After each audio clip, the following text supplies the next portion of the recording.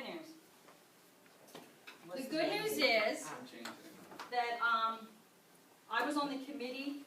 I've been on the Standard Forms Committee except for this year, every other year, so I'm very familiar as to why we made the clauses be what the clauses are. And so I can help you with the why and why we didn't do this and why we didn't do that.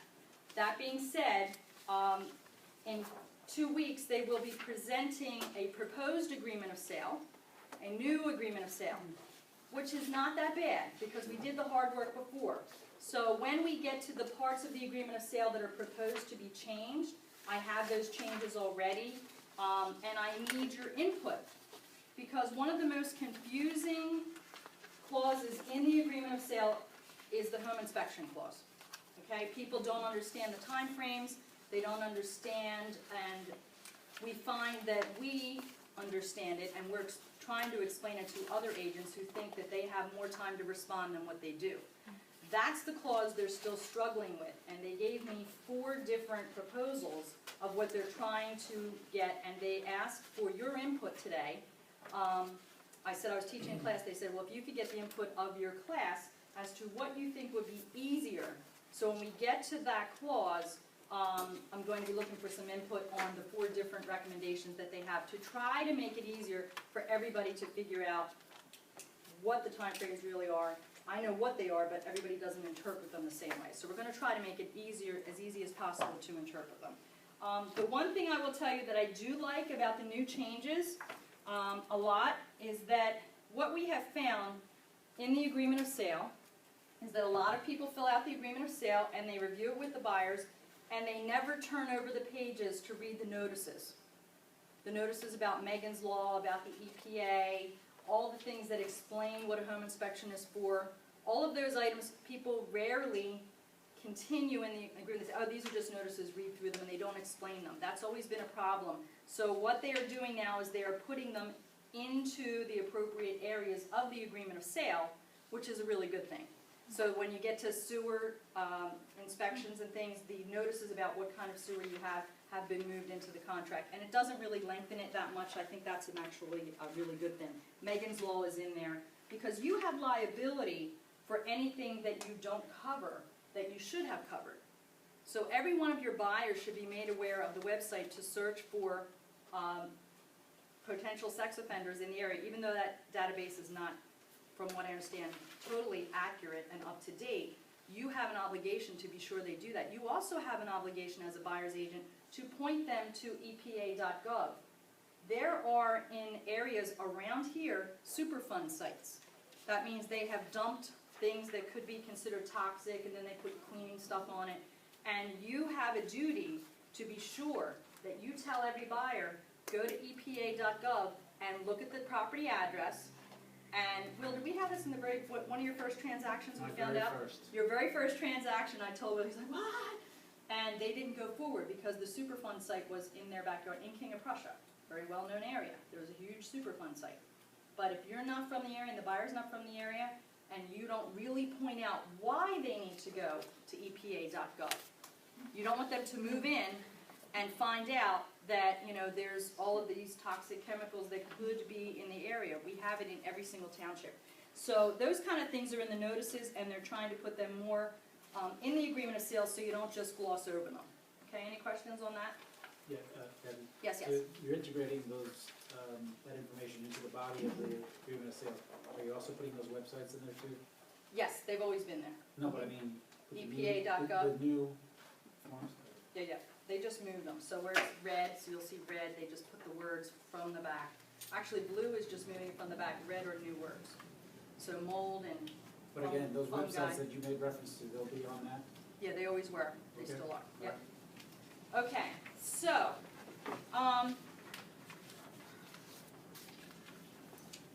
the first thing I want to go over, I want you to turn to the actual agreement of sale in your booklet. So that, I think, is either to the middle or to the very back, depending on how it's printed up when you print it. So I want you to go to page 1. I'm going to skip around, but I'm going to start on page 1, and then we're going to go to the paragraphs that I think need the most explanation. We're probably going to have to do a part 2 of this class because so much of this class then goes into the reply to inspection addendum and the appraisal contingency and the short sale addendum and all the addendums that we're definitely not going to get to in this session, okay? So, and we'll do as best we can to get through as much as we can that I think you may have the most challenges with. So is everybody on the page that has the standard agreement of sale? Okay. So you can look up here. Let me say that we're going to, Bev, could you hit that light? I just want to make this a little more brief. Just push a button, anything that moves. Yeah, there we go. Okay. So the top part of this, and I apologize because I do have to sit here for this, and we are recording this. We're not live streaming it, so we are recording it so you'll be able to watch later. I do have a tendency to talk fast, and I forgot to say, welcome everybody, and welcome to everyone who has not been here before, and I hope to see you again in a class upcoming. All right, so the first part is easy, right? You fill in the buyer's name, the seller's name. Where people get stuck and they kind of pause and they don't know what to put in is right here on the buyer's relationship and the seller's relationship. Some people don't remember whether there's supposed to be a designated agent, whether there's supposed to be a seller agent with designated agency, a seller agent without designated agency, or a dual agent. Now, when we have a scenario that Wayne in the Royersford office is selling a house listed by Will in the Audubon office, what are you going to check off if you're the one writing the offer, Wayne? Buyer's agent with designated agency. Buyer's agent with designated agency. Okay? You individually are going to write that. Okay? On the agent side. On the broker side, what are you going to put? Dual. Dual. Okay? So on the broker side, if it's anyone in Century 21 Alliance, the broker is dual. Any company. Okay? You will always be designated. When it is someone in your office or in another Century 21 Alliance office. Is that clear? Okay? Now, when you are representing the buyer and the seller, what is the broker? Dual. Dual. And what are you if you look at the form? Dual. Dual. That's the easiest one, right? The broker's dual. What gets confusing is when it's someone else in your same office or in the company. The person in your office is treated the same as if it's a branch office. Is that clear? Okay, the broker is always dual. You are always designated. Okay? Any questions on that? That's clear? Yes? Okay.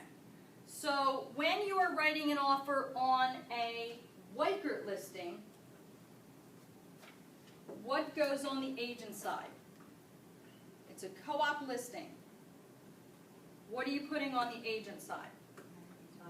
Buyer agent. With Designate. designated agency. There's no formal thing that ever happens. Like your broker doesn't say, Margie, I now designate you the agent for Mr. and Mrs. John Smith. Okay? You're all automatically designated. Always. Unless you are what? Dual, which means you're representing both sides. Okay. Then you have all of that duty to hold the confidences. So what I say, and is there anybody in here whose office does not allow dual agency? Because I know there are some. I don't think any in our company. But I know there are some agents who personally say, I will never represent you, Mr. Seller, and the buyer in the same transaction because I believe it's a conflict of interest. There are some agents who feel that way. But we have agents who have done it very, very successfully. And when you do it, you have to do it very successfully. You have to explain that I'm representing you, Mr. Seller. I will hold your information confidential. I represent you, Mr. Buyer, and I'm holding your information confidential. okay? As far as things like you have to sell the house because you're getting relocated, okay? That information, you hold that confidential. How high you will go. And you say, if I'm on a listing appointment now, okay? And I'm meeting with the seller and say, our company allows dual agency. What that means is that if a buyer calls me on the sign, that you're okay with me showing the house to the buyer and writing the agreement. That being said, there are certain things I won't be able to tell you about that buyer even if I know them. Just like I'm not going to be able, I don't want to tell them that you're relocating because that could mean that you're desperate and we don't want to convey your motivation.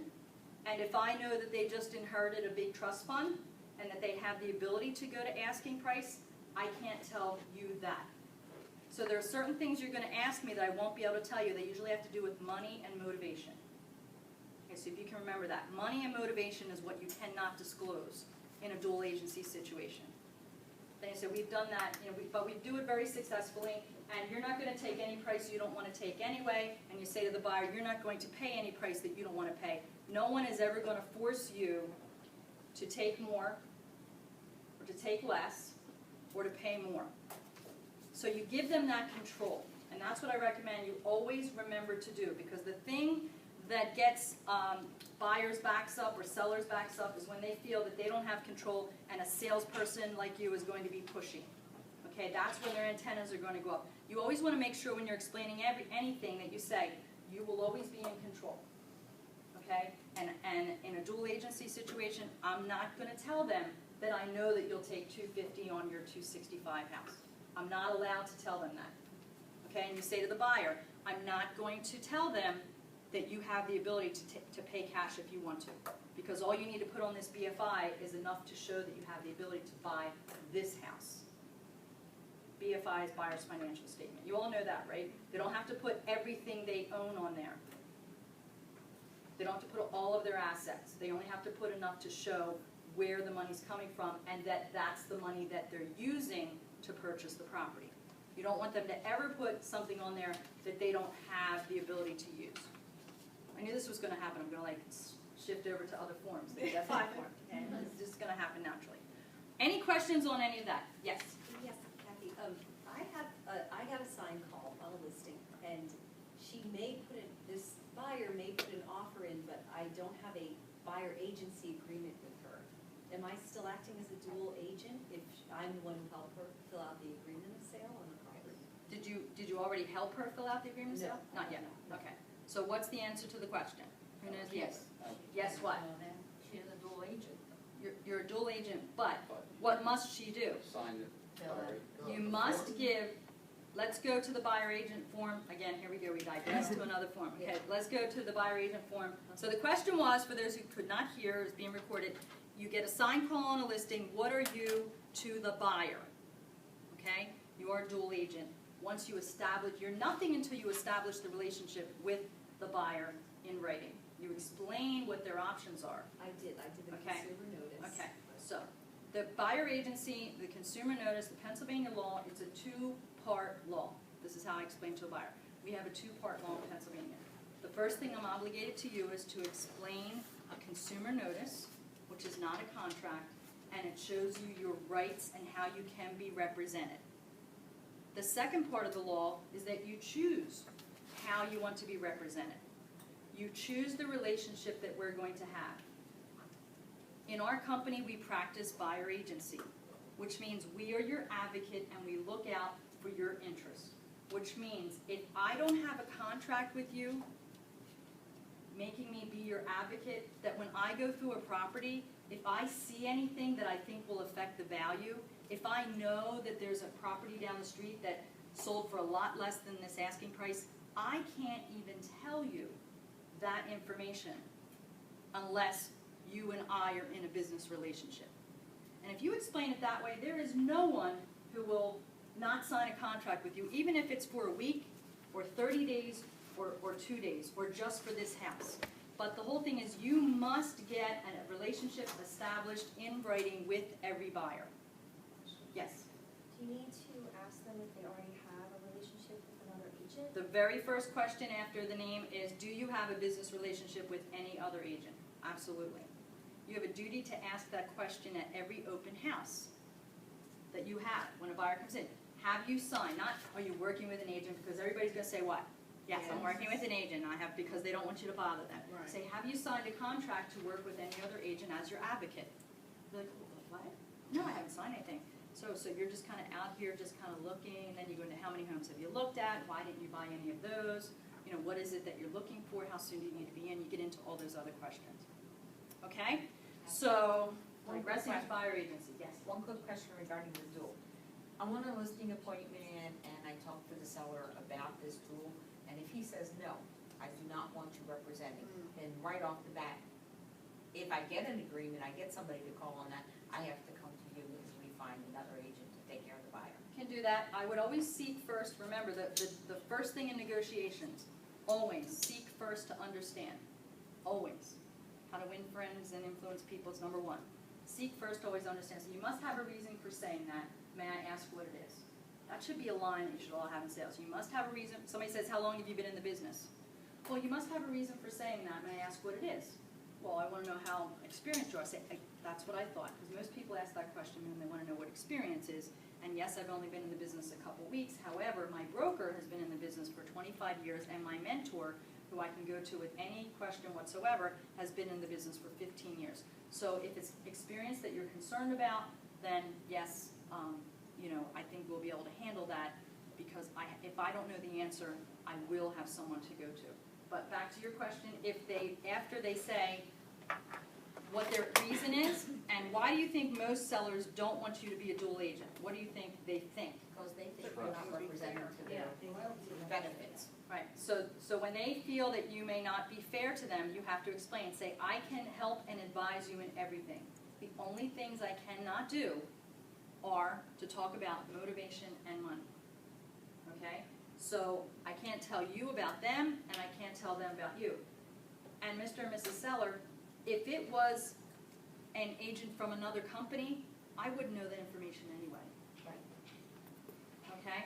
So it's information that I'm not going to have with another buyer. I will have it with this buyer, but give them back their control. Next thing I always do is give them back. You don't ever have to take anything less than what you want. Okay? Because they usually are feeling like they're going to lose control of something, or you're going to tell somebody something. Okay?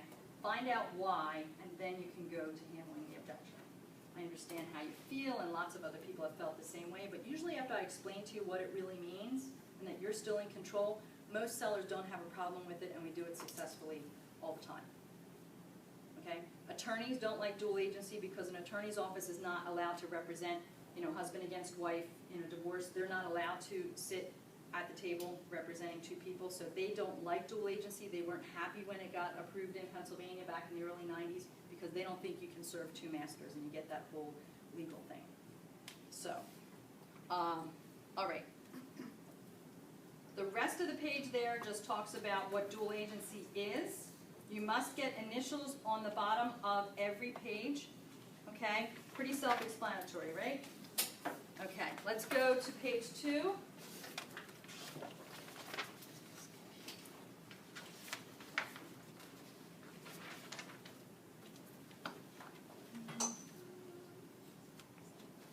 Will my computer cooperate? All right.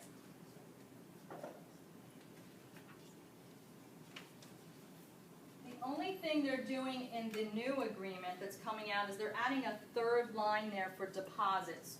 So you have the agreement of sale dated. The purchase price up here must always be written out.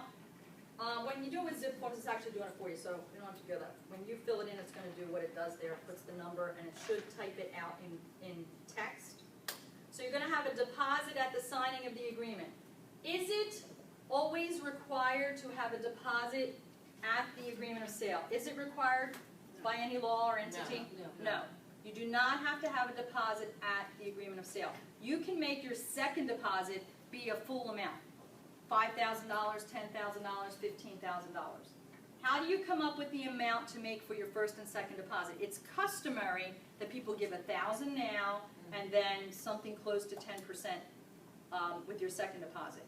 But if you are out of the area and you know that you're going to be doing this with DocuSign and you can't get the check right away from the buyer, you don't have to put the initial deposit down.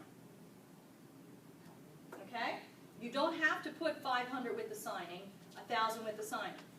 So if you know you can't get that, you're in a multi-offer situation and you can't get that deposit, it's not required. But then make your second deposit substantial. Don't make that just be $1,000.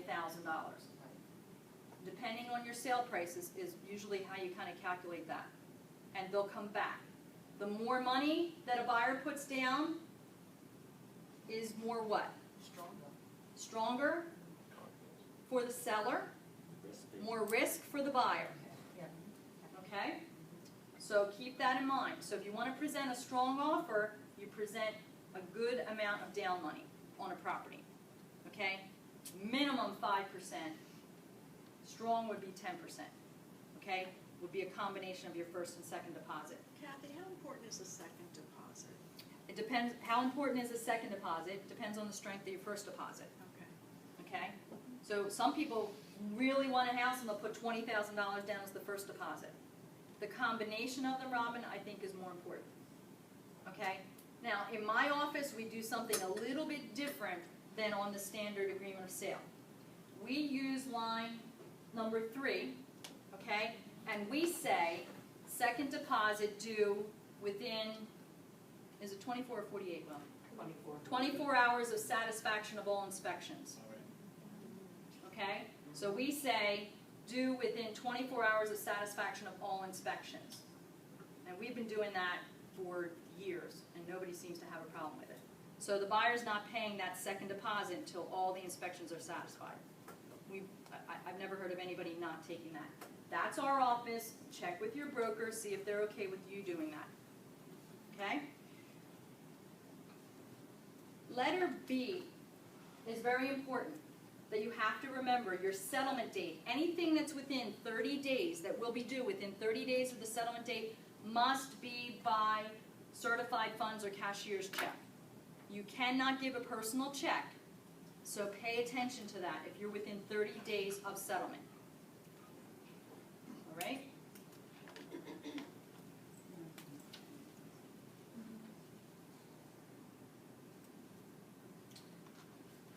Letter C is something you would change. Deposits, regardless of the form of payment, will be paid in US dollars to broker for seller unless otherwise stated here. When would you fill in a different name there?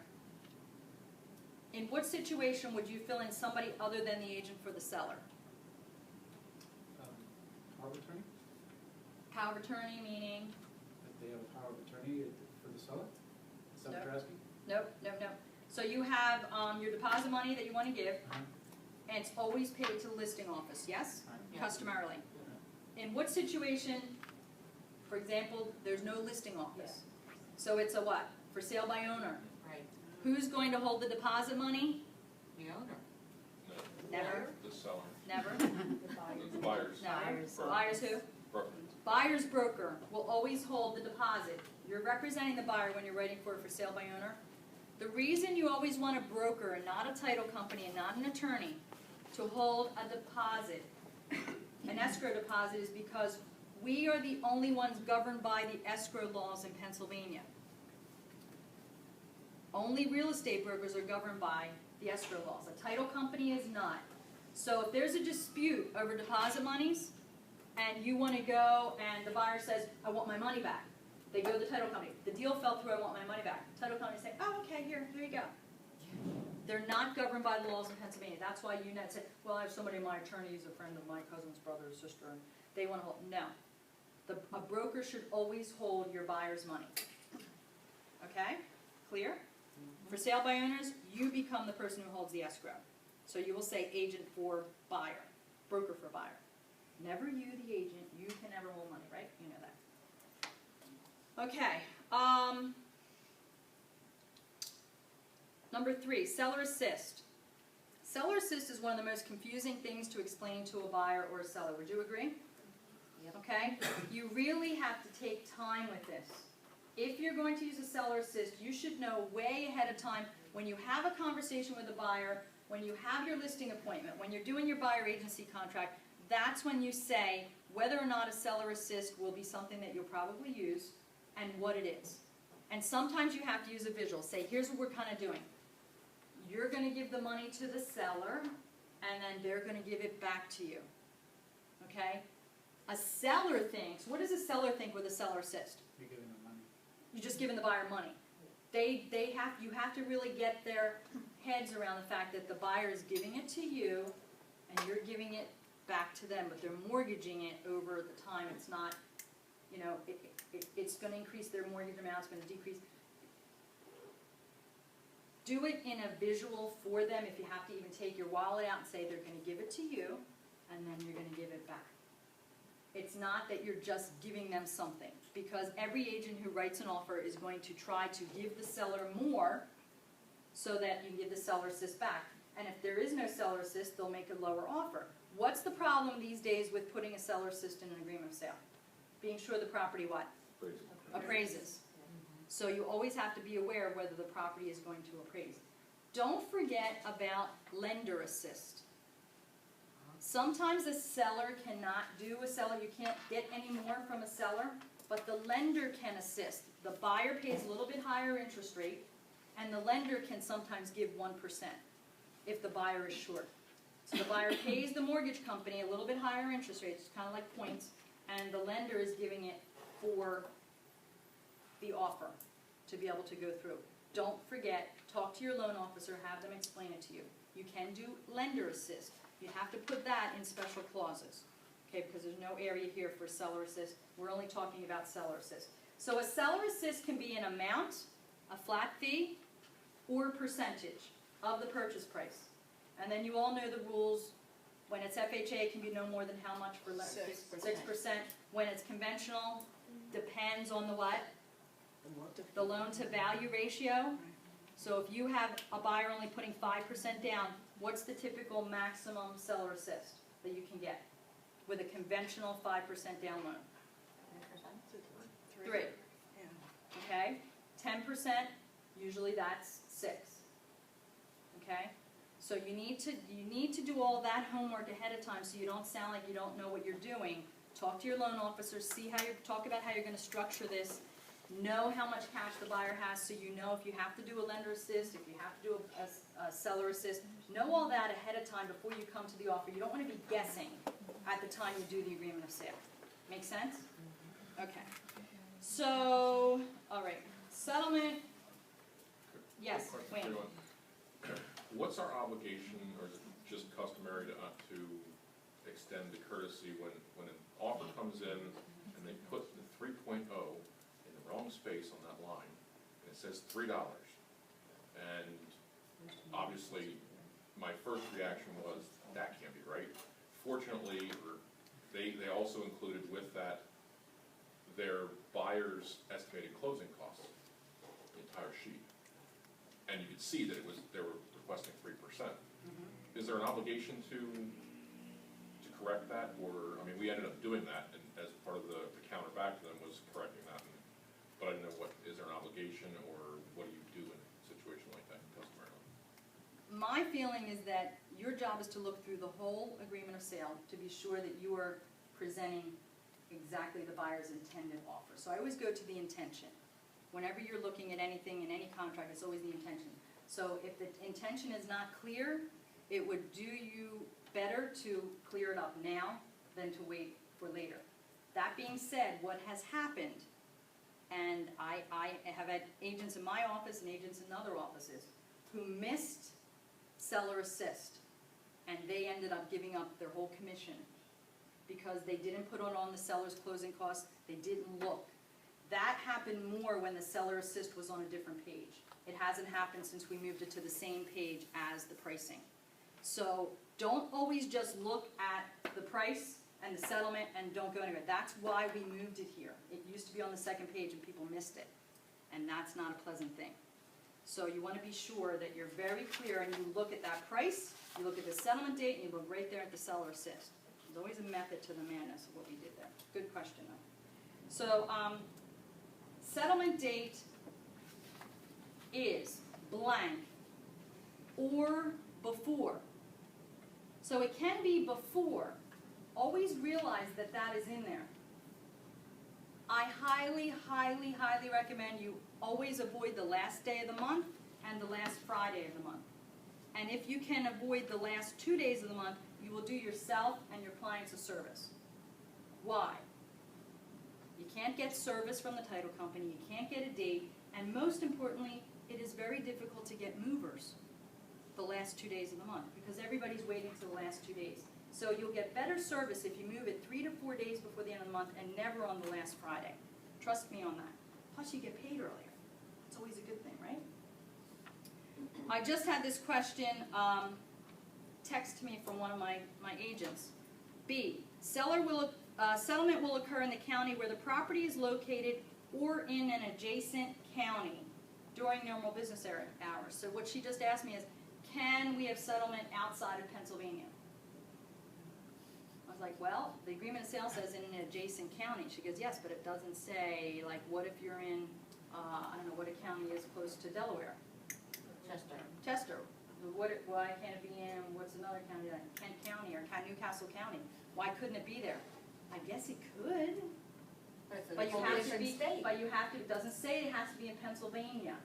It's just the last element there says unless buyer and seller agree otherwise. And unless buyer and seller agree otherwise. So the only problem that I have with it is that maybe title companies in another state don't know our county and township prorations or something, so I would try not to have that happen, but that's going to be rare. You're not going to really come upon that too much. At time of final settlement, so if I were to explain this paragraph to a buyer, I would say, okay, we're going to choose a settlement date. We're going to try not to choose the very last days of the month because it's going to be very inconvenient for you to find movers, and I'm not so sure you're going to get the best service because everybody's really busy. So I'd rather go a couple days sooner.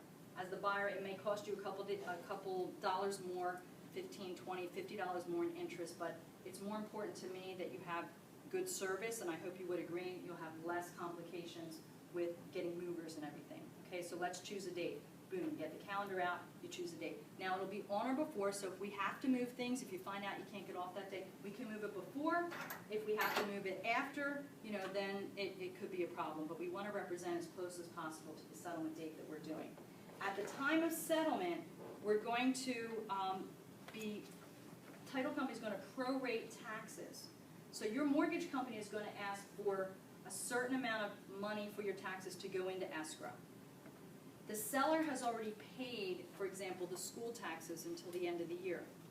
You're going to have to reimburse them at settlement. And you're also going to be putting money into an escrow account for your mortgage company. All of those things will be on the settlement sheet. We're going to put your closing costs in here and just probably figure that it's a year's taxes is going to be what your closing costs are, because between reimbursing the seller and having to pay the taxes that are due to the end of the year, it's going to be about a year, okay, of tax escrow.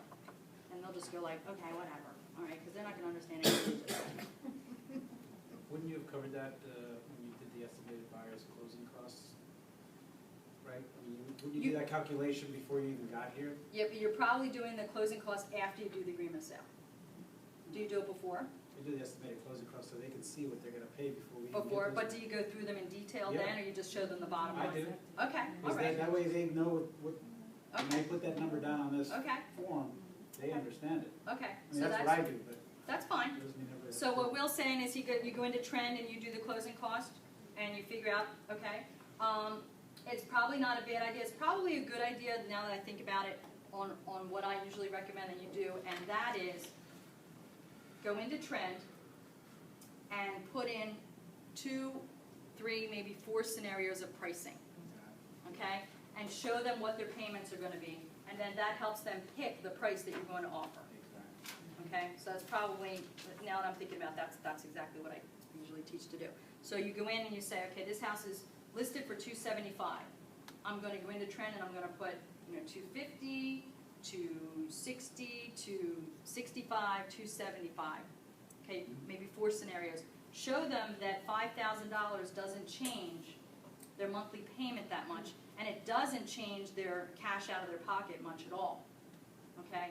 It's just will change their monthly payment. When they realize that, what you should do when you're choosing